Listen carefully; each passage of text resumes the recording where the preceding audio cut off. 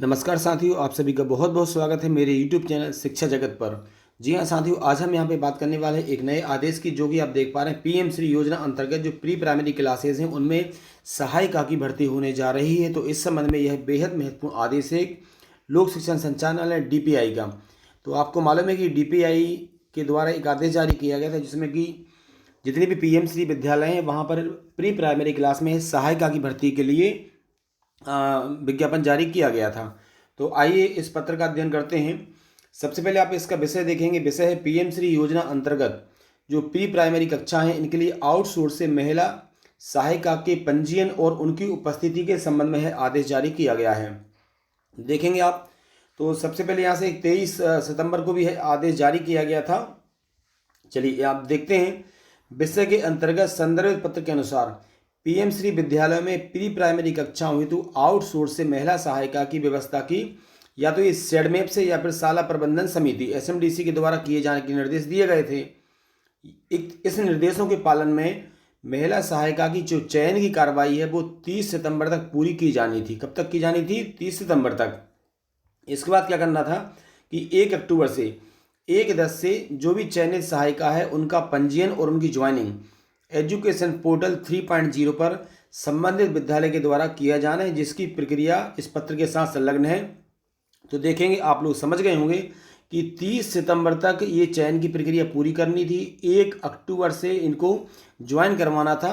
तो ज्वाइन करवाने की प्रक्रिया किस प्रकार रहेगी वह पूरी यहाँ पर इस मैनुअल में दी हुई है। साथ में यहाँ पर यह भी बताया गया है कि जितने भी प्राचार्य और प्रधान अध्यापक महोदय हैं पंजीयन मतलब ज्वाइनिंग करवाएं और उनकी जो उपस्थिति हमारे शिक्षक ऐप के माध्यम से उनकी उपस्थिति लगवाया जाना सुनिश्चित करें। ऑनलाइन उपस्थिति के आधार पर इनका मानदेय जो है वो जनरेट किया जाएगा।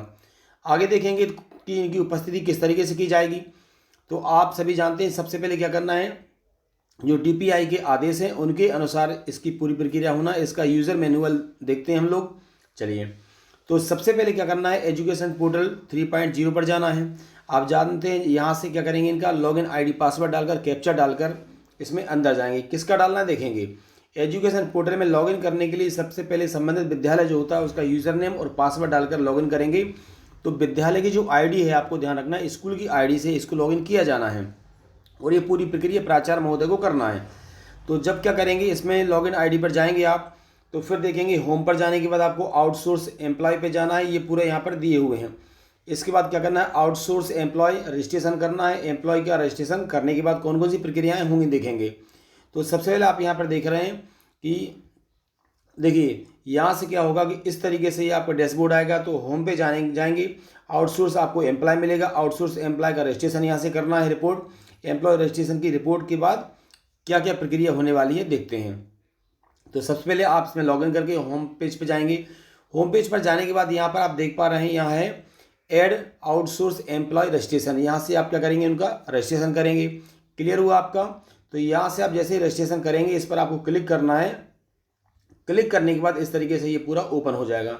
अब देखिए, ओपन होने के बाद यहाँ से आप देख पा रहे हैं कि ये जो एम्प्लॉय रजिस्ट्रेशन है, एम्प्लॉय रजिस्ट्रेशन पर आप क्लिक करेंगे। इस पर आप क्लिक करेंगे तो इस तरीके से ये पूरा फॉर्म ओपन हो जाएगा। ठीक है, अब इसमें आपको क्या करना है, जो भी आउटसोर्स कर्मचारी हैं, जो भी सहायिका है, उसका पंजीयन आपको यहाँ से करना है। तो पंजीयन में समग्र ID डालना है, ईमेल ID डालना है, EPF नंबर आपको यहाँ से एप्लीकेशन नंबर जो है वो डालना है। इसके बाद क्या करेंगे आप देखिए, ये जितनी भी फॉर्मेलिटीज़ हैं ये सारी मतलब आउटसोर्स आपने कैसे SMDC के द्वारा किया गया है या सेडमेप के द्वारा किया गया है, डेजिग्नेशन क्या है उनका, ज्वाइनिंग डेट कब करवा रहे हैं, IFSC, उनकी बैंक संबंधी टोटल डिटेल आप यहाँ से उनकी डालेंगे। इसके बाद क्या होगा, आप नेक्स्ट पेज पे जाएंगे तो यहाँ से देखिएगा डिवीज़न का नेम आ जाएगा। अब इसके लिए आप कहाँ से क्लिक करेंगे, तो एम्प्लॉय रजिस्ट्रेशन जो रिपोर्ट है उस पर जाके आपको क्लिक करना है। इस पर क्लिक करेंगे तो इस प्रकार का फॉर्म ओपन होगा। इसमें कौन कौन सी जानकारी आप देख पा रहे हैं, डिवीज़न नेम है, डिस्ट्रिक्ट नेम है, सिलेक्ट IUS टाइप है यहाँ से, फिर आउटसोर्स जो फर्म नेम है उस पर क्लिक करना है आपको, डेजिग्नेशन पे करना है और उसके बाद आपको सर्च पे करना है।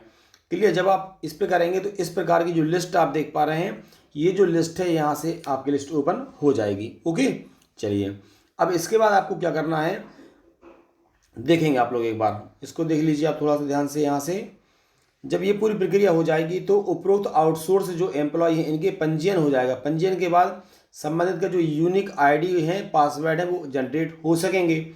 इस लिंक पर, ये जो लिंक आप देख पा रहे हैं, इस लिंक पर जाकर इनकी यूनिक आईडी वगैरह जनरेट हो जाएंगे। आउटसोर्स मेन पावर ऐप पर इंस्टॉल किया जाएगा। उसके बाद में इनकी आईडी और पासवर्ड की सहायता से प्रतिदिन ऑनलाइन अटेंडेंस भी हमारे शिक्षक ऐप के द्वारा जारी की जाएगी। अब देखें, यूनिक आईडी का प्रथम बार जो लॉगिन करने के लिए डिफ़ॉल्ट पासवर्ड 123123 होगा। इसके बाद क्या करेंगे, अपने पंजीकृत मोबाइल नंबर से OTP प्राप्त करेंगे और उसकी सहायता से आप अपना पासवर्ड जो है वो जनरेट कर सकते हैं। इस आउटसोर्स मेन पावर पे आपको जाना है और इसके बाद आपका जो पासवर्ड है 123 की सहायता से इसके बाद अपना पासवर्ड आप लोग बना सकते हो। ओके, तो ये जो पूरी प्रक्रिया है आपको अपनाना है प्राचार्य महोदय को। इसके बाद देखेंगे, तो ये जानते हो आप लोग, ये आपका क्या है, हमारे शिक्षक ऐप है। इस स्क्रीन के अनुसार यूजर आईडी पासवर्ड की सहायता से उपस्थिति अंकित की जाएगी। तो जो भी आपके विद्यालय में प्री प्राइमरी सहायिका के रूप में आप जिनकी ज्वाइनिंग करवाना चाहते हैं, उनकी ज्वाइनिंग आप इस प्रकार करवाएंगे और लास्ट में हमारे शिक्षक ऐप के माध्यम से आपको उनकी उपस्थिति लगवाना अनिवार्य होगी। तो आई होप आपके लिए वीडियो काफ़ी सहायता करने वाला है। तो जिनकी भी प्री प्राइमरी सहायिका के रूप में नियुक्ति हुई है, उनके लिए भी यह वीडियो बेहद महत्वपूर्ण है और शिक्षा विभाग से संबंधित सभी प्रकार की न्यूज़ देखने के लिए, जानने के लिए पूरी विश्वसनीयता के साथ आपको हर एक आदेश की जानकारी मैं आप तक पहुंचाता रहता हूं। तो जो भी साथी चैनल पर नए हैं वह चैनल को सब्सक्राइब जरूर करें। आप सभी का बहुत बहुत धन्यवाद।